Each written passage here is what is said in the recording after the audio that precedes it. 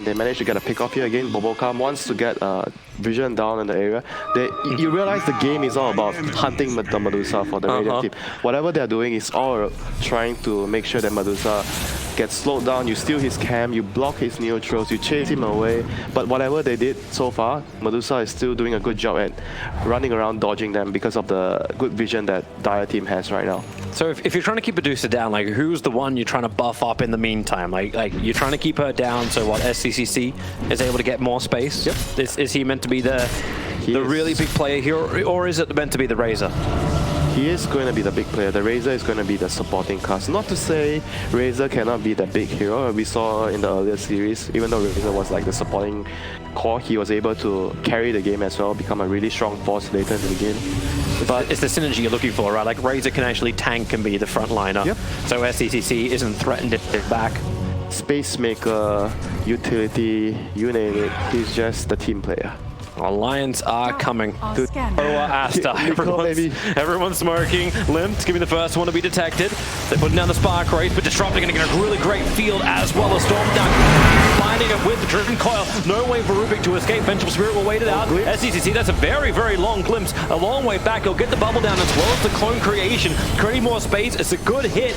At least getting a lot of disarms from the Swashbuckle. Vengeful Spirit will lose his life as Puckett to hunt him on the back lines, and Razor would have been put to the test, putting that storm damage out, but he doesn't have enough life to survive. Only now you get the Rolling Thunder going to work from Pango, and 33 is having a hard time dodging it, but dodge it he shall.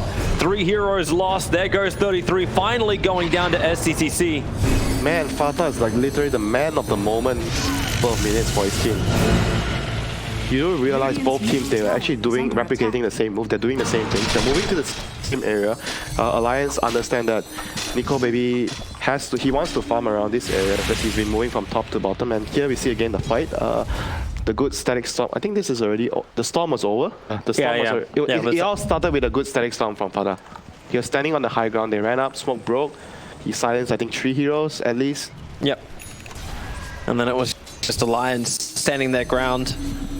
This is just a really, really good example of like top tier support play.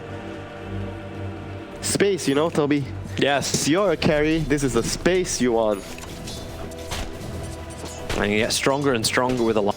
It feels like Alliance have so many great ways of either reducing the distance as well between themselves and Aster, or just like keeping Aster on top of them. It's meant to be the other way, I say it's meant to be the other way around with the split push that can come from an Arc Warden, but you went Treads, Maelstrom, 3 Wraith Bands, like this is a fighting Arc Warden. This isn't a split push kind of game. They have to be ready for combat. But it's going to be a long game, I think. It's an Arc Warden against some Medusa. Unless someone does like a really, really big mistake that results in a team wide in front of your base, and yeah, of course the game will end. But if everyone is playing cautiously, and you know, it won't be so easy to get such a breakthrough until the later portions of the game.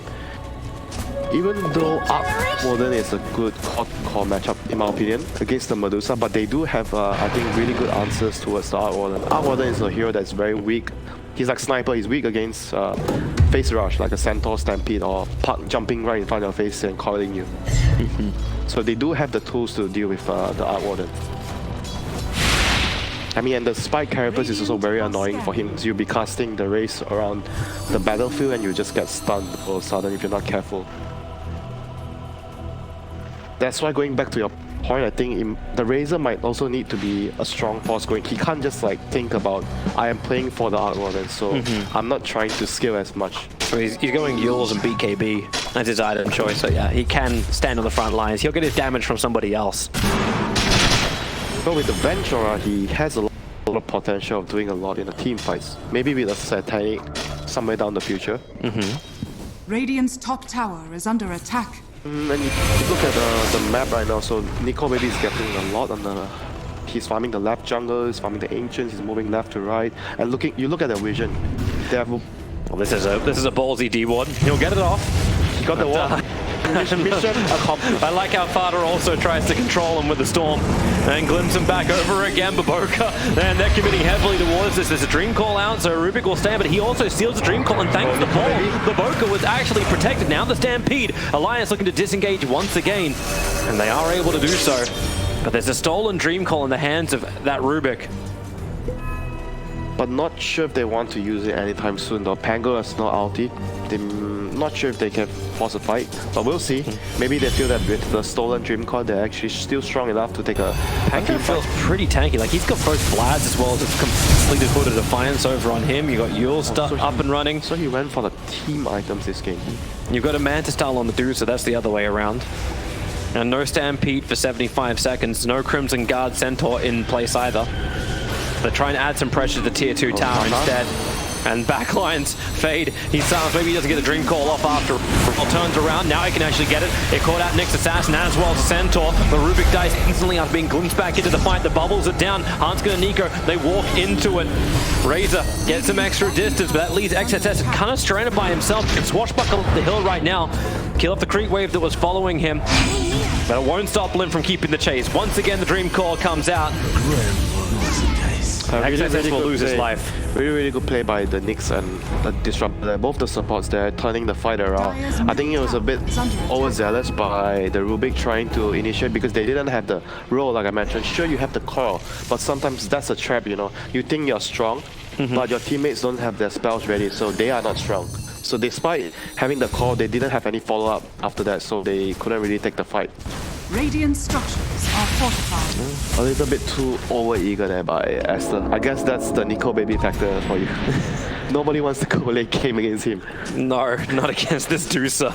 So, for last night, don't want to see it again, but I'm also seeing SACC getting stronger and stronger. Arc Warden is really good against Medusa. I think that's one of the... I mean, apart from Anti-Mage, I think he's one of the better heroes against Medusa with the bubble.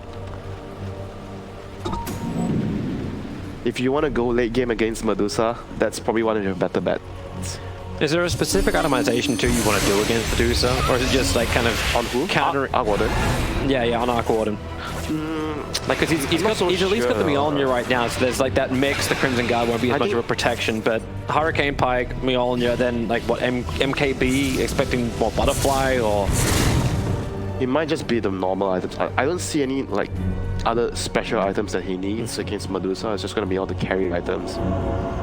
Maybe Butterfly, Skadi, no Skadi. So it's just really the survive straight right click kind of combo. He might need the Hurricane Pike to disengage against the Centaur. Man, that's a really good Radiant Observer just out of range of the Dire Sentry. I mean, because you think about